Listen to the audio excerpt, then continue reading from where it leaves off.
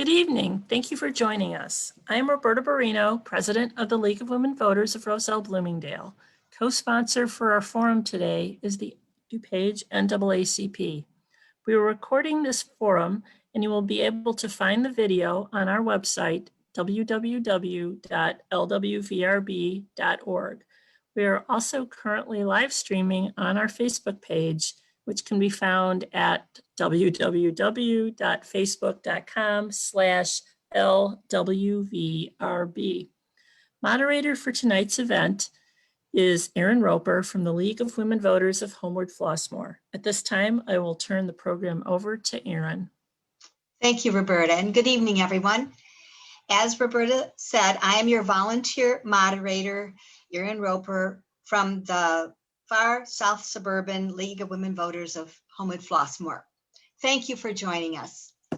Candidate forums such as this one are sponsored by the volunteers from the League of Women Voters of Roselle-Bloomingdale in order to provide a nonpartisan venue for the general public to have an opportunity to participate in the electoral process by asking questions of the candidates about issues that concern them. This is an opportunity for civil civic discourse. Recordings of this event may not be used without the express written approval of the League. The League will only allow audio video of this event to be broadcast in its entirety, except by the media reporting on the event. For tonight's virtual format, we directed those interested to email questions to the League in advance. These questions were monitored by League volunteers to be read by the moderator. The League, as a general practice, conducts candidate forums in this manner to ensure the questions are appropriate and to avoid duplication of questions, as well as to maximize the time we have allotted. We will do our best to read each question asked. The candidates have drawn lots to determine who will give their opening statement first. Then, once we start reading questions, the second candidate will answer first, and then we will alternate from then on. Candidates' questions and responses are timed. I will enforce the timing, so I may have to interrupt a speaker in order to keep things fair and equal. On behalf of the League of Women Voters and the audience, we thank the candidates for participating. Please join me in thanking the volunteers from the League of Women Voters of Roselle-Bloomingdale who are here in the background to assist with timing, collection, and sorting your questions for the candidates. Although the League invited the candidates for both mayor and village trustee for this event, tonight you will meet just two candidates who are running for Itasca village trustee. Mayoral candidate Jeff Prine responded for himself and the other candidates of Itasca first slate that they will not be participating in the candidate forum. The second mayoral candidate, Thomas Policki, an independent candidate, originally agreed to attend this forum. Unfortunately, he is unable to join us tonight after all. There are a total of 7 candidates in this election. You will be asked to vote for 3. Of the candidates not affiliated with Itasca First, Dustin Sneath was one of the first to respond, but he advised us earlier this week that he is no longer able to join us tonight. Finally, we received no response from Eric Sweats after various attempts to contact him. As disappointing for the community as this is, we are very glad to have the opportunity to meet the 2 candidates with us tonight. As this is a nonpartisan election, League rules allow us to hold a forum as long as at least 2 candidates participate. Let's get started with tonight's forum for the Village of Itasca trustee. The candidates who have agreed to attend are Jennifer Troutman and Joshua Beauchamp. Giving the first introduction is Joshua Beauchamp.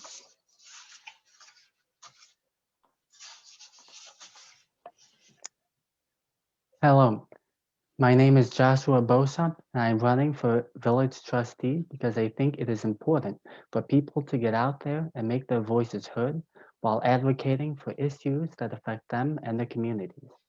We need new and diverse voices in office that more widely and correctly represent an ever-growing community. I think that the Board of Trustees could benefit from having a younger candidate being elected. I could bring new insights and a new voice to the board that currently isn't there. In that, I am running to be that voice, and hopefully you join me in this endeavor. Currently, I am a junior at Elmhurst University, majoring in political science and history with studies in economics. I was elected to the National Political Science Honor Society as well. I am fascinated with politics and history. That is my passion. Now, throughout the years, I have been working to make an impact in my community. In the 2018 midterm elections, I worked on the Peter Roscom campaign in the 6th Congressional District. There, I served as a phone and door canvasser. This was an rewarding experience to hear what the community is concerned about. Interacting with the community members directly is a vital and enlightening duty that all elected officials should put their focus in. I was also appointed by DuPage County to serve as an election judge, earning my certification. From there, I worked during the 2020 general election at the Itasca Library and met many great members of our community, assisting them in exercising their right to vote. Thank you. Thank you, Joshua. And now Jennifer Troutman, opening statement. Thank you. Good evening, and thank you to our hosts. My name is Jennifer Troutman, and I've been a resident of Itasca for 17 years. I've been married for 24 years to my husband, Tim, and we have 3 daughters. One is a sophomore in college, and the younger 2 attend Peacock Middle School. My husband and I are both entrepreneurs, having sold and owned several businesses over the years. I spent the last 10 years of my career focused on marketing communications and nonprofit management. And I've also served at a local megachurch for many years, pastoring a community of more than 400 people. I hope to utilize my skill set to serve our community right here in Itasca. And I'm excited for the opportunity to serve our town. I feel like if I'm elected to the village board, I will lead every interaction with kindness, humility, and respect. I intend to elevate all the voices in our community and carefully weigh out the impact of every decision, ensuring decisions made are equitable. I intend to seek out ways to improve and simplify communication. I believe intentional communication translates into trust, and I also believe that the time is right for fresh vision and fresh leadership. Bringing new perspectives and experiences to the table will only improve accountability and transparency, enriching our local government and community at large. I intend to work hard to solidify the future of Itasca for generations to come, because one day I'd like to think my kids might choose this place to raise their own families. I believe listening should be a high value in local government, so I will always maintain an open line of communication so I can hear what is on the hearts and minds of the people. As a trustee, I will commit to collaboration with open lines of communication with residents, business owners, property owners, community partners to ensure Itasca stands unified and fulfills its full potential. Thank you. Thank you, Jennifer. And now we will begin a series of questions. And the first question will be answered by Jennifer to begin with, and then Joshua second. Is there a diversity, equity, and inclusion plan for this unit of government? If yes, what are its main pillars? If not, how do you plan to implement one? For example, this is a long question. For example, what are the plans to recruit, hire, and retain a diverse staff? How will staff members be held to these goals? What measures should be enacted to eliminate barriers to employment for qualified individuals with disabilities? Would you undergo and would you support staffers undergoing unconscious bias training? And finally, how should the board ensure diversity in suppliers and contractors? All right, you have 1 minute to answer all of this. It's a lot in 1 minute. Okay. Unfortunately, I can't speak to many of these questions because I don't have the insights of the role just yet. I'm only privy to what's been provided to the public. And according to the village's website, in accordance with the requirements of Title II, the Americans with Disability Act of the ADA rather, we don't have to go into all the details. The village will not discriminate against individuals and services, programs, activities, et cetera, or in its hiring or employment practices. So that said, I believe we have a responsibility for equity. The quality of being fair and impartial should always be a high value. And this means if we have a plan, we should develop it further. If we don't have a plan, then we need to build it. We need to make change and make a difference by bringing in experts who are versed in diversity and inclusion training so that we can learn what we don't know. Thank you. Joshua, do you need me to repeat those questions or are you I'm fine. here? I'm prepared. You all right? Yeah. Okay. The local government needs to be representative of all the populace. That is why diversity and inclusion in such a government is important. According to McKinsey and Company, gender diverse organizations are 15% more likely to outperform their peers. To establish a diversity and inclusion program in the Human Resources Department, the village needs to do the following. Number one, identify potential barriers to success and work proactively to mitigate their impacts. Number two, get buy-in from the key departments. We need to convince the officials in all the departments of its importance. Number three, create a committee composed of all village employees from all experience levels and backgrounds, working to achieve the program's goals and serving as a resource to staff. And finally, number four, establish policies, collect data, and establish clearly outlined administrative policies. Thank you. Thank you. Next question is, do you support Haymarket? Why or why not? And since we're rotating, this will go back to you, Joshua. If elected, I plan to take everything into consideration on the issue. I know this is a touchy and contentious subject for many voters in Itasca. I understand people's hesitation to have a Haymarket in the village. There is also a debate on if it will negatively affect people's property values and if the village has the capacity to handle such a center. According to MarketWatch, past economic models have shown the construction of such centers may decrease values by 3.4% to 4.6%, but the model created for this article showed that when adjusted for factors like value prior to the center's introduction and benefits for surrounding businesses, there is no measurable difference. At the end of the day, this affects the community, and that should be taken into consideration when considering this proposal and any proposal. I think this is an interesting debate, and I look forward to engaging more in it. Thank you. Thank you. Jennifer, your response? Well, considering that there is a proposal before the Plan Commission, I believe it'd be highly inappropriate for me to comment or have an opinion on anything related to Haymarket. I will say that in everything and in this role, if I am voted or if I'm elected in, I have a responsibility to stay open-minded and unbiased on all of the things that are presented before us. Okay, thank you.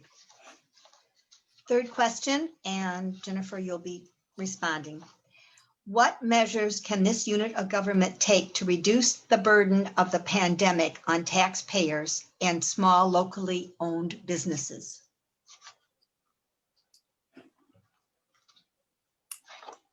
Okay, well, I think we have all learned a lot from this pandemic and our preparedness. In many ways, the pandemic brought out the best in people. Specifically in our town, we witnessed people caring for each other and supporting one another in new ways, making sure that anyone in need was supported. I believe it's always a good time to reevaluate spending. What relief could be provided? What would that relief look like? Whether that be deferrals or adjustments or incentives, et cetera. Challenging times bring opportunity to re-examine how we are stewarding our funds and are we spending where we should be. Okay, thank you. Joshua? According to the Small Business Administration, 99.7% of all U.S. businesses are small or local businesses, which is why one of my policies is business and opportunities. We should offer tax incentives. This will be done methodically to ensure businesses are benefiting our community. How would a company qualify? Businesses must belong to an industry Itasca has targeted as being important to grow. Secondly, the business must show how many jobs they project to employ and must reach a minimum payroll threshold. Why the requirements? Rather than neglectingly creating a tax break just because it sounds nice, we must put our focus in the formation of a quality business environment that helps this village compete with surrounding villages for jobs. How will it benefit taxpayers? Once we accumulate a specified financial intake, we will finally be able to give our residents some tax relief. Thank you. Okay, thank you. Fourth question. What organizations from outside the municipality are supporting your candidacy and how? What % of your campaign funding does this support represent? Joshua, you will start. I would say no outside organizations or businesses or groups of people are supporting my campaign outside of the village. And my campaign is 100% independently financed by myself. Thank you. All right. And Jennifer, your response to that? Yes, I am also not funded by anybody outside the village or businesses, etc. I actually got one donation today, so I'm very excited about that. Otherwise, I am also self-funded. All right, thank you. Next question. What policies will you pursue to support affordable housing in our community? Jennifer? That is a good question. I think I have a lot to learn as far as, what policies would work best. I do think that, as a community, we have a responsibility to make sure that we have affordable housing. And so I have my research up ahead of me if I am elected into this role, because I do feel like we have to do our best to support our community and all the members in it, and make sure that there are opportunities for everybody to have a home. Thank you. Joshua, your response to supporting affordable housing in our community? I think that's an interesting question. I also have to research more on that question if I'm elected to the board. But I think it goes back to creating more job opportunities and hopefully lessening the tax burden on residents in the village. Thank you. All right. Next, this is a three-part question, I guess. What do you see as the most important infrastructure project you must address? Why and how should it be paid for? Conversely, during these uncertain economic times, what infrastructure project can be put on the back burner? And Joshua, you would be first. I would say infrastructure that is important for the village would be the sewage. You see how the streets flood a lot during rainfall, and how it would be paid for would be increasing the, I would say, businesses that come into the village. You see the data centers being built at in the village. Just increase the businesses coming into the village, increase tax revenue, and hopefully try to reduce the tax burden on residents in the village while increasing the quality of life. And then the last part of that was, what infrastructure project do you think could be put on the back burner? I honestly would have to research more into that if I'm elected. All right. Thank you. Okay. So Jennifer, would you like me to repeat the questions? Sure. Thank you. What do you see as the most important infrastructure project you must address? Why and how should it be paid for? Conversely, during these uncertain economic times, what infrastructure project could be put on the back burner? Mm-hmm. Well, I feel like all infrastructure is important to maintain as it keeps our town running and moving forward. I guess the priority would be any infrastructure issue that hinders our constituents from enjoying where they live or running their businesses. Those would be the first things that we'd have to talk about and address. I know that there's quite a few current projects in the works to fix the streets in our community. Any project, whether it's already in process or proposed, in my opinion, especially in light of pandemic, needs to be thoroughly re-examined with the partners to make sure that we're accommodating budgets. Maybe it could be possibly reimagined. The project could be looked at in a different way.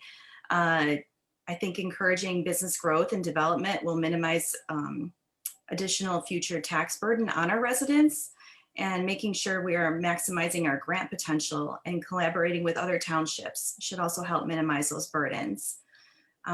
Just basically looking at anything non-essential, any non-essential spending should be stopped. Okay, thank you. Next question. What initiatives do you plan or propose to build a sense of trust between law enforcement and minority communities? And Jennifer, that goes to you first. Well, I think that we all have a lot to learn when it comes to racial issues. I feel that you know, it's easy, I think, for some of us to sit on one side and never really understand what the other side is going through. And so I think if we're going to work together as a community, that we really need to put each other in each other's shoes and really try and understand how we build that trust. You know, what makes people feel safe. And I feel like there's a lot of work ahead of us, but I have a lot of confidence and hope too in the people in our community and also in the world that they'll do the work. And so, yeah. Well, specifically building a sense of trust between law enforcement and minority communities was the question. Yeah, absolutely. I'm sorry, I missed that beginning part. I do feel like, you know, law enforcement just, do you want me to, sorry. Yes, go ahead. Okay, sorry. I do feel like law enforcement has a huge opportunity to, again, find out, you know, how they can help people feel safe, you know, having conversations, figuring out ways to get involved with the community that give people that opportunity to get to know them, to get to know each other, just so that they can establish those relationships. I think relationships build trust. I think communication builds trust. And so the more that they can communicate with one another, the better. Okay, thank you. Joshua, what initiatives do you plan or propose to build a sense of trust between law enforcement and minority communities? I know if elected, I plan on discussing this with the other trustees on the board. But some ideas I have for increasing the trust between the police and the communities might be encouraging the police department to hold more events. You see ride-alongs where community members, police can get together and see each other's side of things and better understand where each other are coming from. Also, more internal accountability between the local government and police department could be set up. Specifics of that I would have to discuss with board members if elected. Thank you. Thank you. Next question, we'll go to Joshua first. Discuss transparency and accessibility as it relates to this office and your role if elected. Regards to transparency and accessibility, I think that the Board of Trustees in Itasca has a real opportunity to increase it. You see villages nearby like Aurora who have transparent pamphlets about the budget that you can pick up at Village Hall. I think that the Village Board could make information about how you can contact the trustees on their website, have more opportunities to set up a meeting for coffee or other events. I think that could be easily set up in the future. Thank you. Okay. Jennifer, what are your thoughts on transparency and accessibility as it relates to this office and your role, if elected? So for me personally, communication and transparency are huge values. I will always have an open line of communication available for the public if I'm elected into this role. I just want people to be able to connect with me and have conversations whenever necessary. And I hope that if elected as a village, that we could come together as a group and brainstorm some new ideas as far as how we can communicate better with the community. I feel like there's a lot of misinformation sometimes that gets passed along in the community because there's just a lag in the actual communications. And so I would just love to see more intentional communication. And that would be one of my goals to pursue. Thank you. Next question.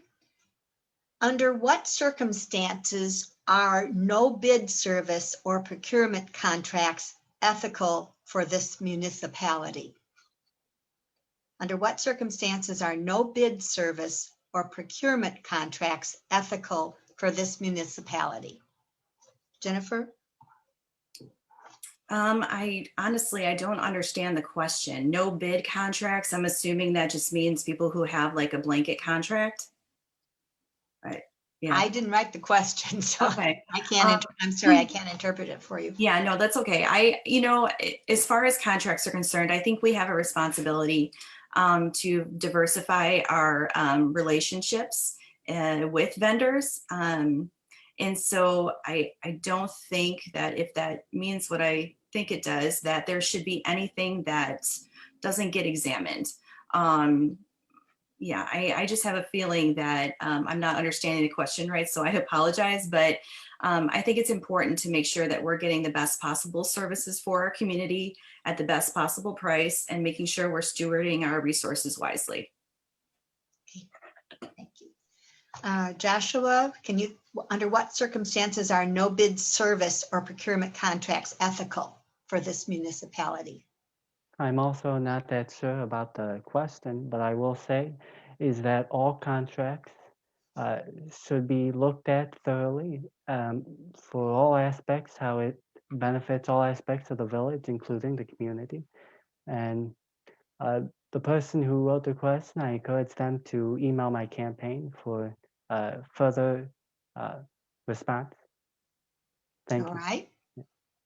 Thank you. In the last 2 years, we have seen large buildings being built on formerly open green spaces. For example, the data center in Hamilton Lakes and the industrial complex on Devon and Rolling. In addition, there currently are discussions to build another data center on the site of the Itasca Country Club. What are your plans for further large-scale buildings being built in Itasca and the impact on green spaces and traffic? You get this first, Joshua. Yeah. With the data center, after looking at the benefits and drawbacks of the proposal, I support the idea since it rightfully is ambitious, but I do not support the current plans that Larry Sweats has presented Village Board. If the data center could be built on a smaller plot of land in the golf course, lessening its potential negative community and environmental impact, I would reconsider the proposal. And about other aspects like the Hamilton Lakes, I support those. Thank you. Jennifer, your thoughts? Well, I think with anything, there's a lot of facets, right, to this decision making. And so ultimately, after considering all the facts presented, you would have to decide what's best for the community.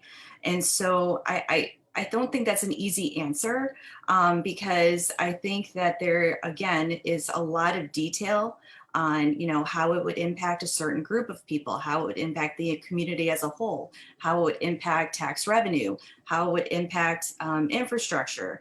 So I don't think that you can really say a quick yes or no to blanket questions like that. I think you have to thoughtfully consider all of the detail and then decide what's best for the community from there. Thank you. Next question. What are your thoughts on home rule for this village? Itasca had a failed referendum in 2012. Roselle is studying this issue. Hanover Park is a home rule community. But what are your thoughts on home rule for this village? Jennifer? Yeah, I'm actually undecided on this. I personally feel like I need to talk to more people in the community and see what their thoughts are on home rule, because I'm sure there's, many different opinions, and, my opinion won't be the only opinion that matters. And so I'd really want to hear from the community and see what their thoughts are on that before I would make a decision. All right, Joshua, your response? I don't firmly take one side or the other on this particular issue. I think that the village board should hold a meeting on this to hear what our constituents, the community members have on this, and from there debate on it and come to understanding. Thank you. Okay. How much education and how many years of government and business experience should a candidate have to be qualified as a mayor? Joshua? The business experience and education that a person needs to be a mayor, I think should be, I would have to look more into that, but I think that if you want to run and you have the backing of the community members, I think that you should at least be able to be on the ballot. Yeah, thank you. Okay, Jennifer, how much education and how many years of government and business experience should a candidate have to be qualified as mayor? I think qualification can be in the eye of the beholder sometimes, because just because something looks good on paper doesn't mean in actuality it's going to translate into good experience. And so I would say it's very dependent on the candidate or the person running, whether or not they're qualified to do the position. I'm sure they have mentors and people that are, building into them to let them know where they stand on things. And I think that should speak louder than rules Okay, for education. thank you. Next question. How would you change the funding or functions of the police? Jennifer? The funding or functions of police. I think that I would have to do some digging into this. This is not a question I've ever been presented with before. I think the police departments have a responsibility to make sure that they're doing the best that they can for the community.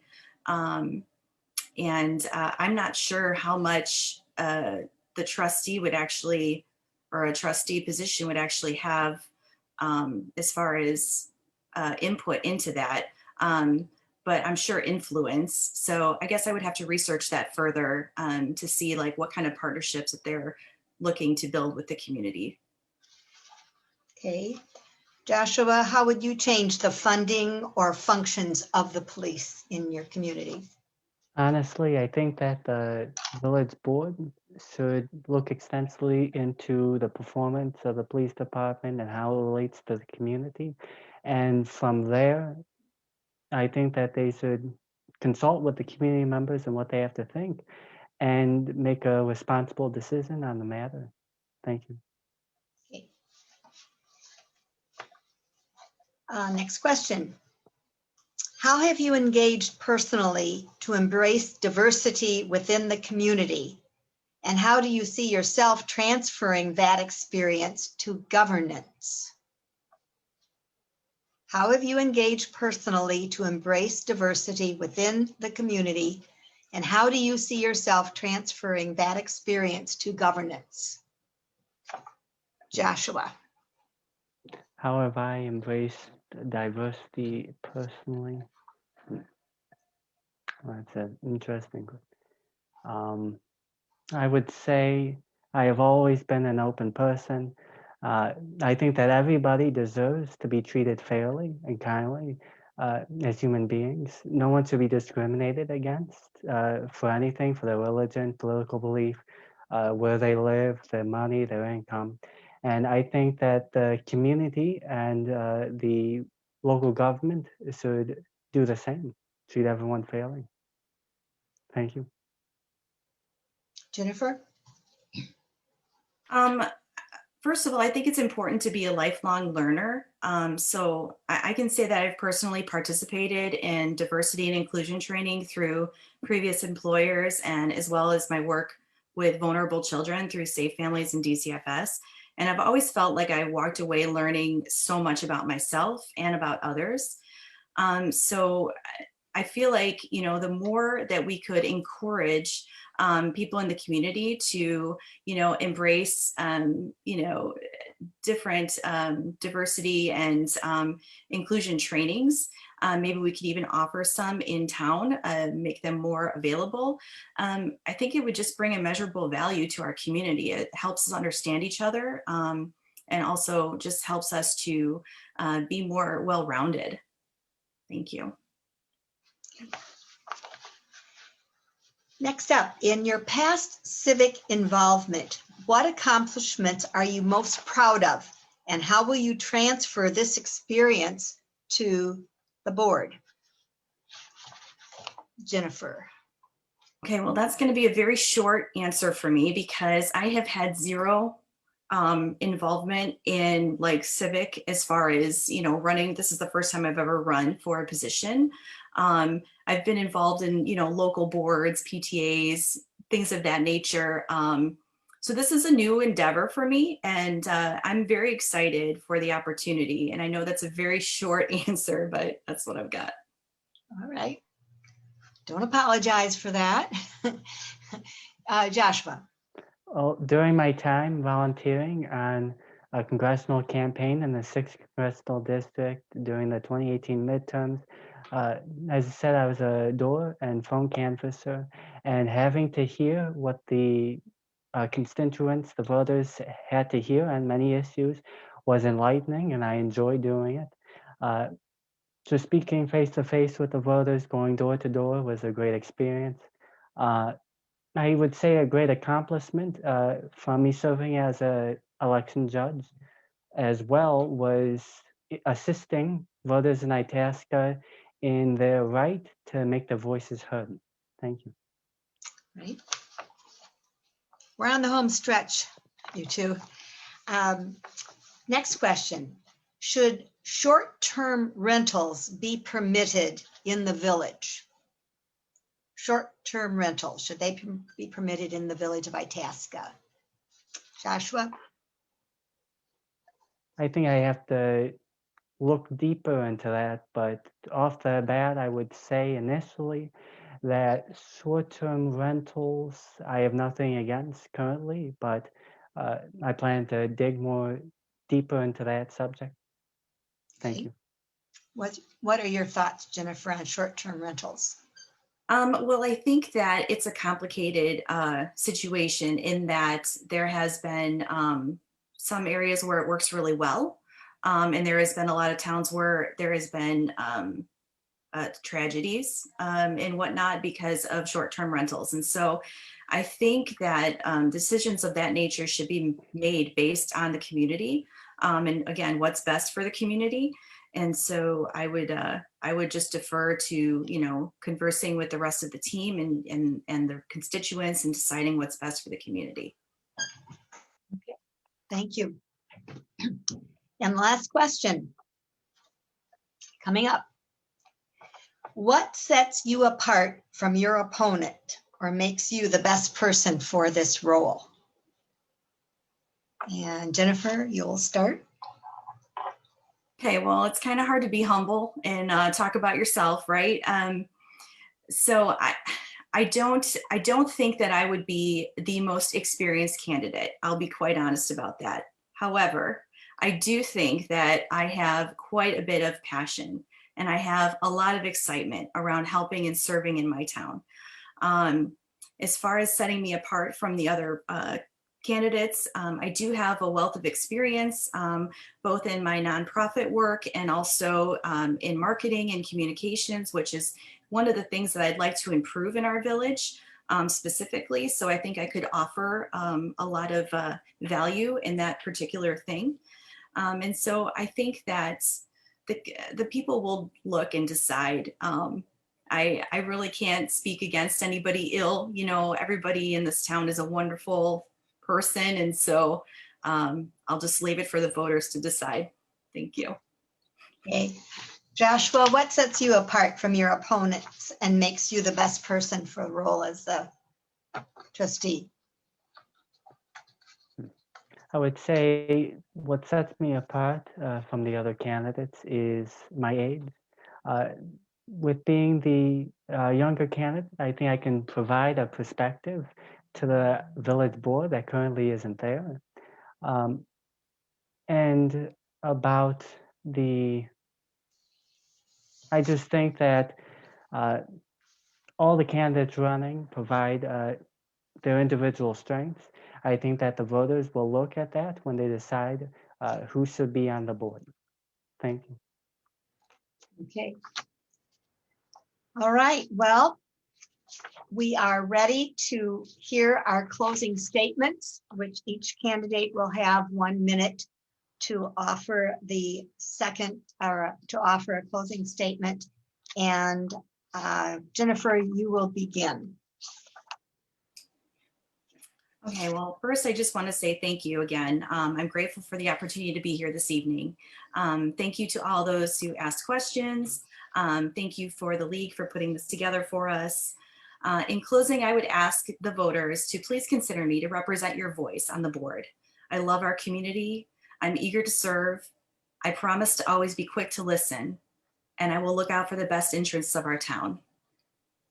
So vote on April 6th. Thank you. Joshua. I'd like to thank everyone who submitted a question. I enjoy doing this a lot. We need a local government that correctly represents the needs of its citizens. My motto is to have a new voice, a new vision, and a new way. We need a new and diverse voice in the village board, a new and innovative vision for our village and community. And finally, we need a way of moving the ball forward for our residents, not with inward discussions, but with more open discussions with the community members themselves.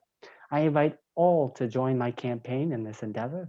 Together, we will bring a new voice to the Village Hall. Thank you. Thank you very much to both of you. This concludes our program. Once again, thank you for tuning in and for your participation. I encourage you to learn more about the League by visiting their website at www.lwvrb.org. Now I'll turn this back to Roberta for final remarks. Thank you, Erin, and thank you to our candidates and for the illuminating discussion tonight.